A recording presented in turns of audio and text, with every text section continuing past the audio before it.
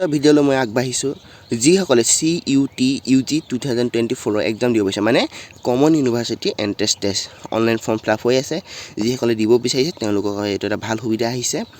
2024 বৰ্ষৰ এতিয়া পৰা নতুনকৈ এপ্লিকেশ্যন ফৰ্ম ফিল আপ হৈ আছে এতিয়া যোনটো নেশ্যনেল টেষ্টিং এজেঞ্চি ফালৰ পৰা এইটো অৰ্গেনাইজ কৰা হ'ব 12 পাছ হ'ব লাগিব ইয়াৰ বাবে অনলাইন এইটো কৰিব পাৰিব আপোনালোকে এপ্লিকেশ্যন ফিজ 1000 দিব লাগিব ষ্টাৰ্ট ডেট 27 তাৰিখৰ পৰা ষ্টাৰ্ট হৈছে আৰু 26 মাৰ্চলৈ তো মই ইয়াৰ সম্পূৰ্ণ ডিটেইলখিনি দি দিছোঁ এতিয়া চাই লওক common university entrance test CUET বুলি কয় যিসকল আপোনালোকে যি পাছ কৰে আপোনালোকে ভাল গভৰ্ণমেণ্ট ইউনিভাৰ্চিটি বা কলেজত আপোনালোকে এডমিশ্যন পাব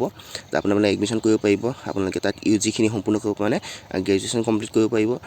2024-2025 বৰ্ষৰ কাৰণে এইটো নতুনকৈ ওলাই গৈছে তো আপোনালোকৰ এক্সামৰ বিষয়টো কৈ দিছোঁ এক্সাম ডেটটো হ'ব 15 মে আৰু 30 মেলৈকে হ'ব 15 মেৰ পৰা 30 মেৰ ভিতৰত হ'ব 2024 চনৰে আৰু আপোনালোকৰ এণ্ট্ৰেন্স এক্সাম যোনটো আছে সেইটো অনলাইন বেছড হ'ব মানে CBT মানে কম্পিউটাৰ বেছড টেষ্ট হ'ব আৰু তাত MCQ টাইপছ কুৱেশ্যন থাকিব যিসকলে আপোনালোকে ইণ্টাৰেষ্টেড হয় ইয়াৰ বাবে ফৰ্ম ফিল আপ কৰিব পাৰে আপোনালোকে যিসকলে ভাবিছে যে এবাৰ দিম বুলি তো মিডিয়ামখিনি কৈছোঁ আছামিজ বেংগলী ইংলিছ গুজৰাটী হিন্দী কানাডা মালায়ালম মাৰাঠী পাঞ্জাবী উড়িয়া হ'ব তামিল তেলেগু এণ্ড উৰ্দু এইকেইটা ভাষাত আপোনালোকে এইটো এক্সাম দিব পাৰিব ঠিক আছে নেক্সট এজ লিমিটৰ কথা কৈ দিছোঁ ইয়াত আপোনালোকে এজ লিমিট বুলি কোৱাৰ লগে লগে আপোনালোকে ইয়াত 12 পাছ কৰাসকলেই 12 পাছ কৰাসকলে মানে 18 ইয়াৰ্ছটো হৈ যায় অলৰেডি তেতিয়াহ'লে আপোনালোকে এইখিনি কৰিব পাৰিব ঠিক আছে কিন্তু আপোনালোকে 12 পাছ কৰিব লাগিব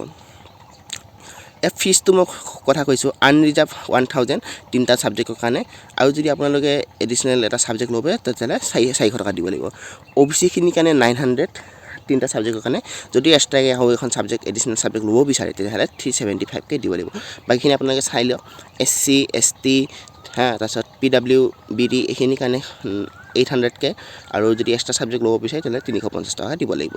থাৰ্ড জেণ্ডাৰ আৰু আউটছাইড ইণ্ডিয়ান সেইখিনিৰ কাৰণে থাৰ্ড জেণ্ডাৰখিনিৰ কাৰণে 800 টকা